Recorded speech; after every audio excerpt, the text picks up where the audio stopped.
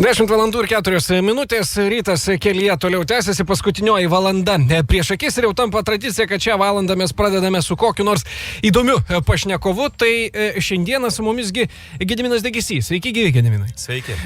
Visuomet klausytojams yra įdomi dalis ta, kuri vyksta, pavyzdžiui, iki pokalbio studijoje. Tai mes su Gediminu sutarėm, kad jis man labiau klausimus uždavinės negu aš jam, tai Gediminai pradėkit. Tai pirmiausia, noriu paklausti, ar jums sunku mokytis kalbų? Ar man sunku mokytis kalbų? Nelengva, sakyčiau. Nelengva. Iš tikrųjų nelengva. Aš manau. Ir ar šį rytą pradėjote su kalba? Su lietuviu taip. Su lietuviu taip. O užsienio kalba? O užsienio kalba tiek, kiek matau, kas parašyta angliškai užsienietiški atlikėjai, tai taip. Tada sakyčiau, kad dar ir truputį paskaičiau angliškai dažniausiai. Tai jeigu kiekvieną rytą pradėsite su ta kalba, kurios norite išmokti ir pamiršite žodį sunku. O ką reiškia pradėti rytą su kalba, kurios aš noriu išmokti? Na, tai, kad klausausi angliškos muzikos, man padės išmokti kalbą? Šiek tiek padės, bet nereikia turėti iliuzijų, kad klausimas dainų, ypač be žodžių, gali padėti išmokti kalbą. Aš turėjau keletą studentų, kurie man sako, va, aš labai daug klausau muzikos ir taip toliau, sakau, gal galiu paklausyti, ką tu klausai.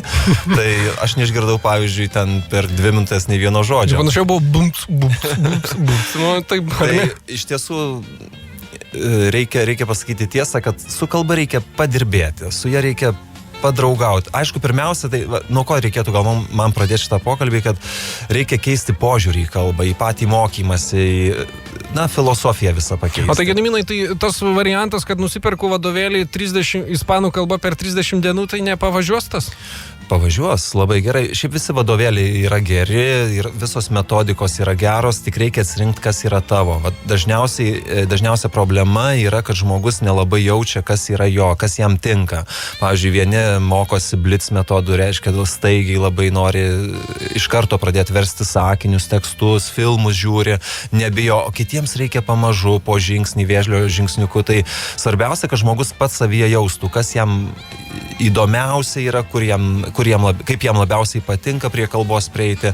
Bet mes visi dažniausiai norime to, kaip Gediminai įvardijot, blitz metodą. Nu ką aš dabar, nėra čia laiko, reikia į darbą, tada dar po darbo į barą ir dar įspausti pertraukoje kalbą kažko. Tai tas, veiklos yra gerai, net iš tiesų sako, kad ir tą patį žodį reikia, mokys kažkokį žodį ar sakinį, jį reikia sutikti skirtingose aplinkose. Ir bare gali sutikti ir žodyną žiūrėdamas, ir su draugais prie jūros būdamas. Tai labai gerai atsimena tokiu atveju tai, ką mokaisi. Bet turime suvokti vieną dalyką, kad kalba nėra išmokstama kaip, pavyzdžiui, šiandien vakare eilėraštis. Antradienį vakare atsisėdau ir 3 posmelių eilėraštį iškaliau. Kalbos taip neišmoksi. Tu gali iškalt kelis sakinius, pastraipą, eilėraštį, dar kažką. Su kalba yra pirmiausiai susigyvenama, o po to ji turi būti tavo gyvenimiškoje patirtyje. Bet tai galigi nesusigyvent su kalba. Nesusigyvens, reiškia, neišmoksim. Bet yra tokių, pavyzdžiui, jūsų praktikoje mokėt žmogų, kaip sakant, kalėt, kad taip, ir nepramuša nei per kur. Iš tiesų, žmogus turi pats išmokti kalbą. Žmogus išmoksta pats. Ne aš išmokstu ir ne mano ten valandų skaičius, kiek jis su manim prasidės, yra paslaptis, bet žmogus pats, kaip jis priima mano patarimus, aš tarsi esu toks patarėjas, padėjėjas ir padedu žmogui, pavadovauju truputį. Man patinka labai vadovauti. Turi dovaną iš prigimties šitą. Ir jeigu žmogus nepriima, žinot, irgi labai svarbu suvokti, kas mano gyvenime yra prioritetai. Vieni turi šeimas, vaikai ir taip toliau, tai aišku, jau truputį gal aš čia grubiai pasakysiu, bet kalbą reikėtų šalia vaikų statyti kartu su vaikais į tą pačią eilę, pirmą eilę. Mokytis su vaikais. Su vaikais ar mokytis, bet kalba negali būti podukros vietoje, nes jinai tikrai bus užmiršta, pamiršta arba ir liks tokia neaiškus reikalas mano gyvenime. O Gediminai, kiek iš tiesų yra tiesa, kad kalbą reikia vartoti, kad jos nepamirštum? Tai Ir kaip greit ją galima atgaivinti? Ar čia tas pats, kas su dviračiu išmokus važiuoti? Kai kalbėjau apie kasdienę patirtį, tai reiškia, jeigu į savo CV rašau, kad moku, pavyzdžiui, anglų, prancūzų, ispanų ar kokią nors ten esperanto kalbą, reiškia, aš su ta kalba kasdien turiu susitikti. Žiūrėti filmus, skaityti, mokytis naujų žodžių, jeigu dar yra polėkis, galima ir gramatikos mokytis, čia būtų idealu, aš tai labai tingiu gramatikos mokytis, man tai yra sausa nuobodu ir turbūt trauma iš mokyklos laikų, o kalbą atgaivinti galima, tikrai galima ir atgaivinti tai yra daug lengviau negu ją išmokti. Tik dar būna kitas momentas, kurį reikėtų paminėti, tai atgaivinti kokią kalbą, nes dažnai, kartais ir pas mane ateina, pavyzdžiui, mokėsi daug metų, bet blogai išmoko, pavyzdžiui, arba dėstytojas netaisė tarimo, ypač kokioje anglų, prancūzų kalbose, arba pats žmogus blogai ką nors išmoko, tai reikėtų jau tada daugiau padirbėti, bet viskas yra padaroma. Viskas tikrai padaroma ir čia nėra taip. Svarbiausia turi būti įdomu. Tau turi patikti. Tai po to reikia rinktis tam tikras priemonės. Gediminai, o jūs minėdamas tai, kad, sakykime, jeigu mes gyvenimo prašėme tame CV, rašom, kad, anglų kalba gerai, ar ten puikiai, vokiečių puikiai, rusų nuostabiai, tai jeigu su ta kalba mes kasdien nesusidarėm, kaip jūs sakote, tai čia truputėlį, kokius 90% tų CV rašytojų tokiais švelniai melagiais išvadinot. Žinokit, labai, čia vėlgi įdomus dalykas, pavyzdžiui, aš sau leidžiu jau nesusidurti, nes pas mane yra ne viena, ne dvi kalbos, bet jų yra gerokai daugiau, tai ir sau leidžiu nesusidurti, kokias 3-4 dienas su ta kalba, bet po to aš užsivedu kalbų naudojimo sąrašėlį. Sąrašėlį tokį turiu, jo. Ir pasižymiu, pavyzdžiui, žiūriu, jeigu jau su kokia nors ten, tarkim, kad ir ispanų kalba dirbau labai senai, tai reiškia prieš 3 dienas 4, tai tada turiu pasižiūrėti filmą, paskaityti knygą, kažką pastudijuoti dar, bet tai jau yra, gali sau leisti nedirbti su kalba kažkiek laiko, kai jau būna atėjęs nušvitimas. Aš čia taip vaizdingai kalbu, kad kai jau, ta kalba, reiškia, reikia laikytis tokio principo, jeigu tave išmestų į negyvenamą salą, pagalvok, ar aš tą kalbą greitai užmirščiau, ar ne. Nes, pavyzdžiui, koks 5-okas, jis lietuvių kalbą sunkiau užmirštų, negu besimokydamas nuo 1 klasės anglų kalbą, ne? Arba ten, jeigu mokysiesi, tarkim, 30 metų ir tu mokysi 5 metus prancūzų kalbos, tai lietuvių kalbą tikrai tu netaip greitai pamirši. Tai reikia pasiekti tam tikrą lygį, kad jau kalba iš tavęs taip greit nepabėgtų, neiškeliautų. O Gedimino, imlumas kalbai, amžiaus cenzą turi? Vaikas, paauglys, suaugus? Labai gerą pavyzdį. Kažkada Vilniuje vedžiau esperanto kalbos kursus ir tie kursai buvo nemokami, prisimenu, ir atėjo pensinio amžiaus moteris apie 75 metų. Ir jis sako, ar mane priimsite su visais čia studentais ir taip toliau, sakau, mielai, ateikit ir taip toliau. Aišku, jį turėdavo visada, kiekvieną kartą, kai susidėjom, sakau, gal kas nors, ko nors norit paklausti, jiems viskas būdavo aišku, o jį visada turėdavo klausimų. Įsivaizduokit, po kažkiek metų aš ją sutikau pasaulinėme esperanto kongrese ir jį labai gražiai kalbėjo esperantiškai. Ir ateina, pavyzdžiui, sako, vaikystėje mokiausi ten kažkur Dzūkijos kaimelį prancūzų kalbos, sako, ar galiu dabar pas jūs pasimokyti toliau, atgaivinti, prisiminti kažką, sako, čia tais laikais nenaudojau nieko. O dabar turiu kanalą, kažkokį noriu suprast. Taip, sakau, ateikit ir tikrai, žinokit, amžiaus kaip tik yra labai gerai, nes kalba labai apkrauna smegenis. Netgi kai kurie mokslininkai teigia, kad ne tiek uždavinių ar kryžiažodžių sprendimas arba matematikos uždavinių, kiek kalba, įsivaizduokit, nuo vaikystės jums sakė, kad tai yra stalas. Dabar jūs turit jau ne tik daiktų vardus kitus išmokti, kad yra le table, table ar ten der tisch, bet jūs turit ir gramatinę visą gramatikos aparatą savo galvoje. Gramatika, ta matematika kalbos, matyti reikėtų vardinti. Kalba labai apkrauna smegenis ir sako, kad tai yra viena iš prevencinių priemonių nuo Alzheimerio. O, gerai, tai šią džiugę žinią kol kas mes pokalbį baigiame, pasiklausom muzikytės ir netrukus grįšime į eterį. Gediminas Degėsys su mumis studijoje. 10:17 minučių, mes čia rytą kelyje pasitinkame su Gediminu Degėsiu. Gediminai, mes čia net ir su kolegomis dabar kažkaip sutrikome, galvodami, kaip jūs tinkamai pristatyti reikėtų. Aš taip pristačiau, sakiau Gediminas Degėsys ir jūs visi žinokit, kas čia toks. Kažkoks autorius. Esu skaitęs, kad kažkoks autorius rašė, sako, kai mirsiu, ant mano paminklo nieko nerašykit. Aš galvoju, kad aš ir esu Gediminas Degėsys ir viskas. Supratau, nes, kaip sakoma, darbovietės ir prierašus prie vardo ir pavardės visuomet galima pasikeisti, jeigu nepatinka. Na, pacituosiu vieną profesorių, kuris yra pasakęs, sako, habilituotas gali būti Rasilas. Aš bijau tų prierašų. Pradėjau bijot kažkaip. Gediminai, mes prieš tai pokalbį, kalbėdami apie kalbų mokymąsi, jūs nesykį paminėjot, kad, na, norint įvaldyti gerai vieną ar kitą kalbą, reikėtų ar knygą paskaityti, ar filmą pažiūrėti. Tai jūs, pavyzdžiui, kalbėdamas apie filmą, turite omeny, kad aš žiūriu jį originalo kalba, be jokių titrų, subtitrų ar tenais įgarsinimo lietuviškai? Na, pirmiausia pasakysiu, čia buvo populiarūs kažkada meksikietiški serialai, taip. Dabar tapo turkiški, tai tikrai nereikia... Bet žinokit, išgirstas vienas žodis ten fone kažkur, na, kur dar ant viršaus kalbama lietuviškai, tai tikrai nepadės išmokti. Bet žinokit, man tai padėjo, aš, pavyzdžiui, žinau vieną labai legendinę frazę, kuri melodramose ispaniškose dažnai naudojama, tai tu esi padre of mi hijo. Čia stipru jau. Čia gyvenimiškai tokie dalykai, jeigu išgirščiau. Galima pradėti žiūrėti su titrais ir tikrai nereik bijoti iš pradžių žiūrėti su titrais, tik nereik priprasti. Vis pamažu atpratinti save. Žinau, kad grįžus iš darbo vakare visada bus sunku save priversti žiūrėti ten ar žinias, ar kokį kad ir filmą jau lovoj gulint. Užsienio kalba, kurios tu beveik nemoki arba prastai moki, arba ne viską supranti. Bet reikia čia su savim dirbti labai. Na, kaip imperatorius garsusis yra pasakęs, vienas sako, laimėjau tiek, padariau tiek, kiek save nugalėjau.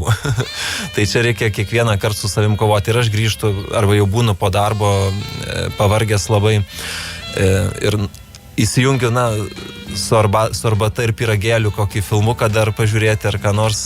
Ir visada norisi, aš pats pastebėjau su savim, būdamas vakare, kad įsijungia ta kalba, kuri tau yra lengvesnė, kurią tu geriau mokai. Tai visada reikėtų jau taip stengtis, kad su kuria kalba dirbi, kurios mokaisi, kad ta kalba būtų... Bet čia gali tapti, Gediminai, ir tam tikrų, na, nežinau, dobėsisi, kas į mūsų auka, tu kaip paklausysi, nežinau, besimokydamas anglų kalbą BBC žinių, tu suprasi, kad esi žalias kaip agurkas ir truputį žalesnis. O šito nereikia bijoti ir žmonės dažnai ir išsigąsta. Tai pirmiausia, nereikia skaityti niekad palengvintų tekstų, nes labai dažnai va tie, na... Adaptacijos. Adaptuotų arba pritaikytų tekstų, nes pripranta, pavyzdžiui, jeigu, na, tarkim, tu esi ten pirmo, antro lygio, ar taip toliau, pirmus, antrus metus mokysi, ir jeigu per kokius 2-3 lapus tau yra nežinomi tik 2-3 žodžiai, tai yra blogai. Turi būti labai daug, nes kalba yra labai platus dalykas, kaip ir mūsų gyvenimiška patirtis, labai daug visko apima ir kalboje labai daug žodžių yra, ypač anglų kokioj kalboje, kuria kalba daugelis pasaulio šalių, kuriuose yra oficiali daugam gimtoji kalba. Tai anglų kalba labai daug sugeria visokių skolinių iš kitų kalbų ir, na, anglų kalbos žodynas yra labai platus, o todėl ir nėra lengva anglų kalbos mokytis, nes... Bet ją visi moka, kaip sakoma. Nu, kas nemoka anglų kalbos? Man tai atrodo, na, keliaujant, pavyzdžiui, lietuviai jau pradeda mokytis, bet dar tikrai nemoka, net aš pasigendu labai dažnai iš jaunų žmonių, na, atrodo jau mokosi ir nuo 1, nuo 2 klasės, bet na, čia tikriausiai yra ir truputį mokytojai netaip reguliuoja, na, tą kelią link kalbos ir tėvai galbūt, arba šeimoje apskritai nėra suvokimo, kas tai yra užsienio kalba ir kaip jos mokytis, bet nes tikėjausi tikrai dabar 2017, tai tikėjausi geresnių rezultatų. Jau daug metų. O kas jūsų netenkina toj mūsų anglų kalboje? Visi mes gerai sakom, where to go? Na, pirmiausia, tai netenkina, kad labai atmestinai dažnai žiūriu. Man atrodo, reikia stengtis gražiai kalbą kalbėti. Žinot, labai dažnai man nieko tikrai nenoriu užžeisti, neprimkit nieks asmeniškai, bet dažnai sako, man pribėga, na, nežinau, čia pateisindami save žmonės ar kažkokį, na, kompleksą slopindami. Sako, žinai, aš vat susišnekėjau rankom, žinai, gestais ten, ar susmirksėjau. Nu, tai, kogi ne? Dzūkijos kaimelį, moteriškai, aš tai sako, susmirksėjau ten kažkur. Tai sakau, ne, žinot, čia yra šaunu, aš pagiriu žmogų, tai yra labai gerai, žmogus emocionalus, galbūt parodo, gestikuliuot moka ir taip toliau. Bet žinot, kalba, man atrodo, mus labiausiai ir skiria nuo beždžionių. Ta prasme, kad mūsų kalba turi būti graži. Ir dažnai, apskritai dabar, pavyzdžiui, ir studentai labai dažnai nenori nieko mokytis, atmintinai, pavyzdžiui, jau neužduosi studentų išmokti beveik, nes tai būna skandalas. Sako, kam čia mokytis, viskas yra internete, arba labai atmesti, kadangi laiko neturim labai iš tiesų. Taip. Ir išmokti, pavyzdžiui, angliškai, ne meniu, reikia sakyti, bet meniu, pavyzdžiui, ne? Tai ne vis tiek meniu. Ir jau nepasitikrins niek žodynė. Tai aš rekomenduočiau iš tiesų visiems. Bet čia, Gediminai, taip ir gimsta ta, kalbant čia, jeigu apie anglų kalbą, ir ta Chinglish, ir American English, ir dar kokia nors kitokia English. Tiesiog kiekviena tauta prie to prideda savo kažkokį tai koloritą. Tai žinoma, ypač atvažiavusi nauja darbo jėga iš tų šalių, kur mažesnis procentas yra išsilavinusių žmonių, net ir vidurinę baigusių, iš karto prideda niuansų, spalvų ir taip toliau, bet nuo to mums tik sunkiau. Nuo to mums bus tik sunkiau, nes vėlgi įvairūs tarimai ir taip toliau. Aš dažnai, pavyzdžiui, būna su turistais keliaudamas, kai reikia pavertėjauti, man tikrai būna labai dažnai sunku, nes tarimas yra prastas, būna žmonės kiek nugirdę, tiek ir išmokę tos anglų ir prancūzų kalbos ir būna labai sunku versti, būna žodžiams suteikia visai kitas prasmes. Anglų kalba iš tiesų, irgi nenoriu čia užgauti nei vieno anglisto ir anglų kalbos mylėtojo, ji nėra patogi tarptautiniam naudojimui. Pirmiausiai dėl savo kitoniškos keistos rašybos, kaip anglai patys juokauja, sako, rašom Liverpoolis, o tari Manchesteris. Tai, pripažinkit, anglų kalba, vienas profesorius garbus Vilniaus universiteto yra pasakęs, sako, jau geriau kinų mokysiuos, bent įdomesnė, sako, jau angliškų hieroglifų niekada. Tai yra tiesa, po to, žodyno platumas ir reikšmių daugybė iš tiesų yra labai keblūs dalykai ir dėstant, ir aiškinant, ir skaitant, darant pranešimą, visada turi parinkti aiškesnį žodį, nes pripažinkime, kad mūsų žodynai yra labai skurdus. Labai skurdus. Angliški. O tai tada, kurią jūs kalbą laikytumėte tarptautinę? Prancūzų? Aš manau, kad, niekur nėra parašyta. Iš tiesų niekur nėra pasaulyje, sako, visas pasaulis kalba angliškai. Tai yra pirmiausia, tai yra nesąmonė numeris 1. Pasaulis kiniškai pasakymas. Tada jau pasaulis kalba kiniškai arba kokia hindi kalba. Bet, čia yra jokio nėra susitarimo raštiško. Iš tiesų, kieno ekonomika, kieno pinigėliai, to kalba ir kalbame. Ir iš tiesų visi mokysis labiau anglų kalbos, tikrai ne esperanto, nes darbe žiūrės, ar CV yra, pavyzdžiui, arba net ir čia kažkada sėdžiu, pietauju Pilies gatvėje ir galvoju apie padavėjas, pagalvoju, girdžiu, vieni rusiškai kalba, kiti angliškai kalba, vis dėlto kaip reikalingos šitos dvi kalbos mūsų regione, rusų ir anglų kalbos. O jeigu dirbi Pilies gatvėje, dar lenkų kalbos reikia. Dar lenkų kalbos reikėtų, iš tiesų, tai yra tikra tiesa.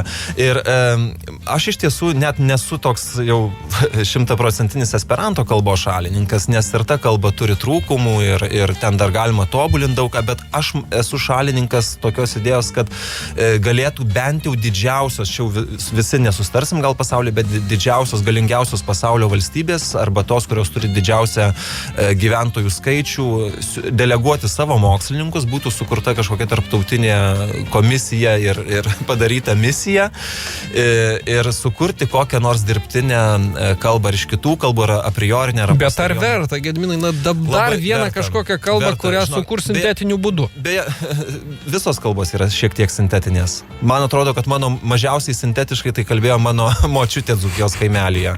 Dzūkiškai, suprantat, bet visos kalbos normintos ir taip toliau ir dabar žmonės kišasi į kalbą kaip ir į gamtą. Tai yra normalu. Tai yra, ir nereikia bijot, kodėl bijo to žodžio dirbtinis, aš nesuvokiu. Čia gal, kad ponas Algimantas Čekuolis visiems per savo popietės yra įrodęs. Aš tuo netikiu. Ir čia man yra tikrai antra kvailystė pasakyti, kad dirbtinė kalba, žiūrėkit. Bet, sakykim, tas pats tada, jeigu mes taip aktyviai galvojam apie tai esperanto kalbą, jinai nėra prilipusi.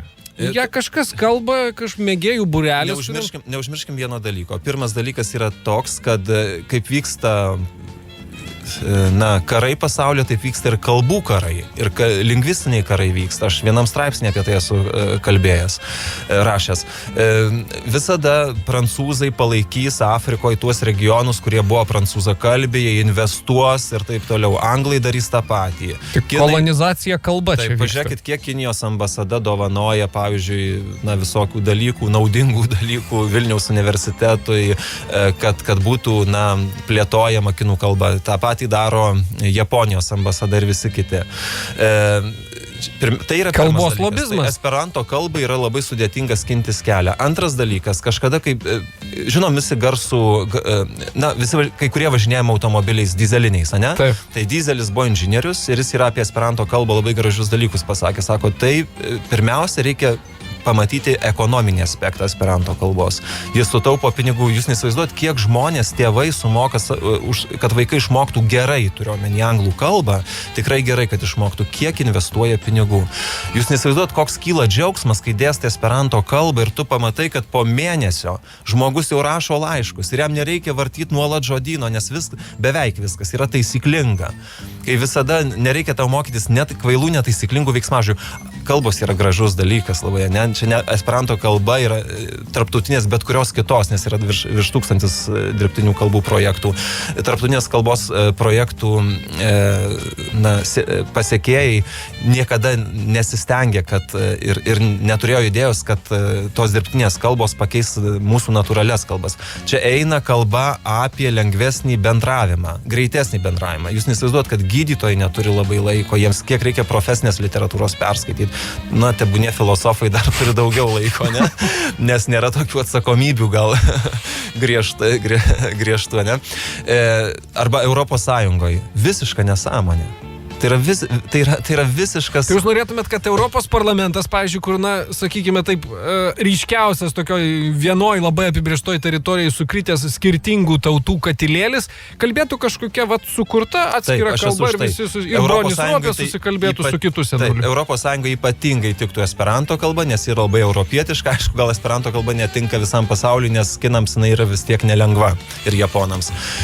Bet, čia yra puikiai idėja ir kažkada ir jungtinės tautos net norėjo priimti kaip savo bendravimo, vieną iš darbinių kalbų ir tikrai esperanto kalba būtų greitai nurungusi, dėl savo lengvumo, nurungusi, šitas didžiasias kalbas ir būtų užėmus neblogas pozicijas, bet, ten daug kas buvo sutrukdyta kai kurių esperantininkų, kurie pasiūlė dar kitą projektą, tai yra ido kalba.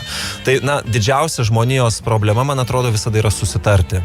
Tai jeigu susitartumėm, būtumėm tiesiai magistrales, skraidom lėktuvais, kad būtų greičiau, lengviau, ties kalbomis mes esame dar labai toli kažkur nuo susitarimo. Tai, Gediminai, dabar tiesiog, kadangi mūsų pokalbis prie pabaigos jau taip ir pripupsėjo, o daug ko neapkalbėjom, tai dabar susitarkim, kad jūs dar pas mus į studiją užsuksit. Mielai. Tai taip ir susitarėm. Gediminas Degėsys buvo su mumis, likite su Radio Stotim kelyje.